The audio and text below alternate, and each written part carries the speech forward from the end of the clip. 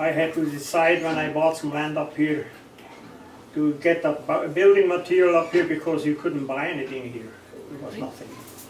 So I did apply for a railroad car, which would go once a lifetime. You would get a reduced rate called as a settler's effect. So they parked it down on the lower end of Pemberton Street, and I start to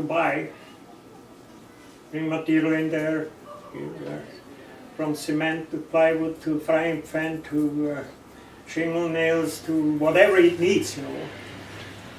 And then when the whole thing was loaded, they took it on a barge and put it up to Squamish. And then they hooked it onto the train, and the car was stopped up there or put aside on the station over here.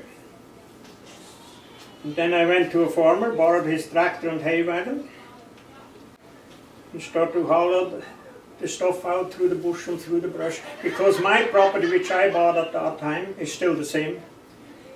Was no road and no electricity. So I dug all the basement by hand and cut all the bolts and so on. Nailed everything. What you had to do, you know. And that's just what I had to do. But my wife, she had her just baby, you know, because she's born in the house. While I was doing that, I see this farmer woman from up the valley. She drives through every day. She comes with a crate full of milk bottles. The baby over here, I like to have some fresh milk. Would you be able to sell me a bottle of milk each day?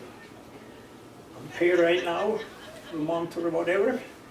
And says, when you drive over towards Mount Curry, nowadays there is where Harrow Road is, where it turns off.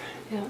I asked her whether she would put that milk bottle in the shadow of that hydro pole, and then in the way when I come home, I just pick it up and have fresh milk at home. Okay, anyhow, so we had to do.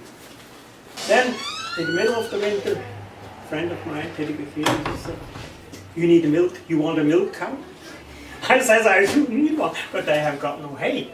He says, you know, I sell you the hay along with it. The reason is, they sold their place down where Fortunes lived on, and they had a good milk cow, but she was a loner, and she was high in calf.